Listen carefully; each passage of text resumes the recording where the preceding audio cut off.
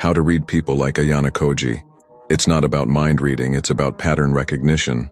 Ayanokoji understands people by observing behavior, not trusting words.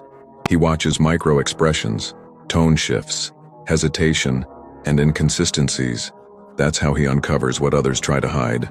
People reveal everything through repeated actions, not what they say, and once you understand what drives them, fear, desire, or ego, you can predict their next move before they even make it. You think you understand people? No. You only understand what they choose to show you. Ayanokoji doesn't listen to words. He studies patterns. The slight pause before someone answers, the shift in their eyes when they're hiding something, the subtle change in tone when they feel pressure. It's all data. Most people fake confidence, fake emotions, fake intentions, but they can't fake consistency, and that's where they get exposed. Because if you stay silent and observe long enough, people will reveal everything about themselves without even realizing it. Step 1. Observe without reacting. The first rule Ayanokoji follows is simple, but extremely powerful. Observe without reacting. Most people don't actually watch others. They're too busy thinking about what to say next, how to respond, or how they're being perceived. That's why they miss the most important details. The moment you stop reacting and start observing, your awareness shifts completely. When someone is speaking, don't interrupt. Don't rush to reply, just watch. Pay attention to how they talk, not just what they say. Notice the timing of their responses. Do they pause before answering certain questions? That hesitation often means they're filtering or hiding something. Look at their eye movement. Are they maintaining eye contact or breaking it at key moments? Observe their tone. Does it stay consistent, or does it subtly change when the topic shifts? These small signals might seem insignificant, but together they form a pattern, and patterns reveal truth. Words can be controlled, but behavior leaks information naturally. The more silent and neutral you remain, the more comfortable the other person becomes, and the more they start revealing without realizing it. Ayanokoji doesn't rush to judge or respond.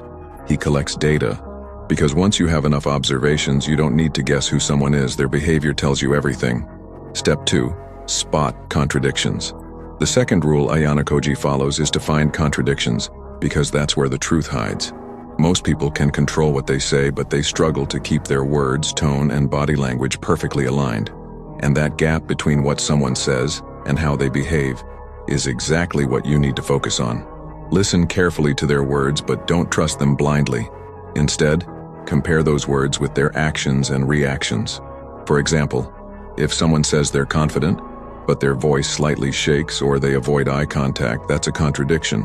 If someone claims they don't care about something, but reacts quickly or emotionally when it's mentioned, that tells you it matters more than they admit. Contradictions don't always appear in obvious ways, they're often subtle.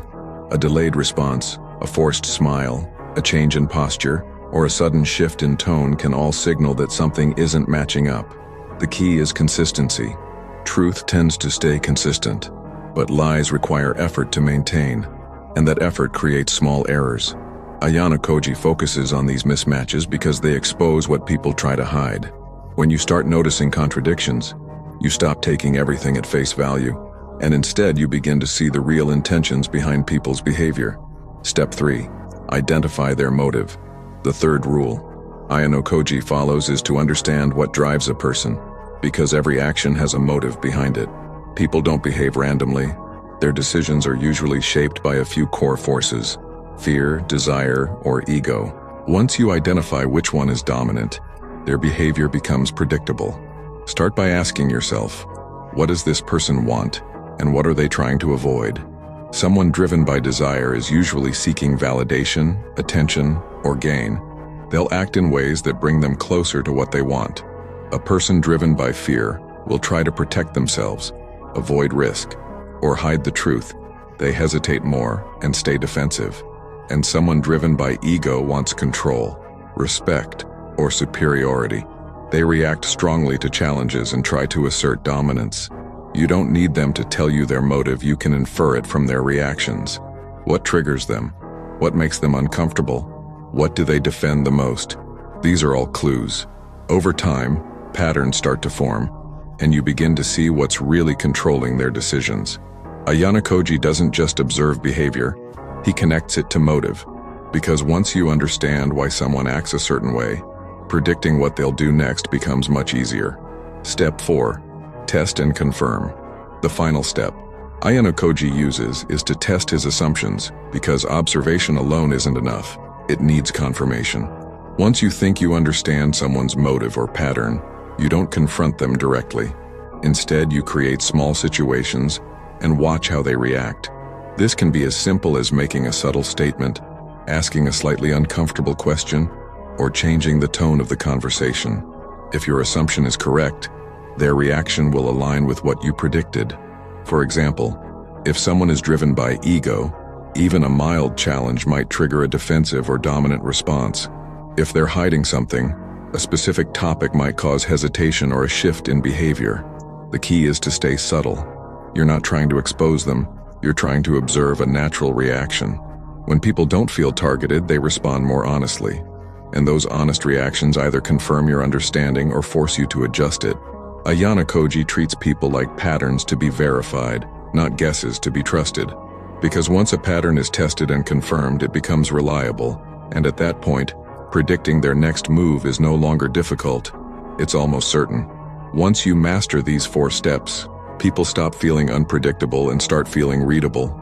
You don't get surprised, you don't get manipulated, and you don't rely on guesswork anymore. Because when you understand patterns, motives, and reactions, you're always one step ahead. And remember, the real power isn't in showing that you understand people. It's in staying silent while they reveal everything themselves.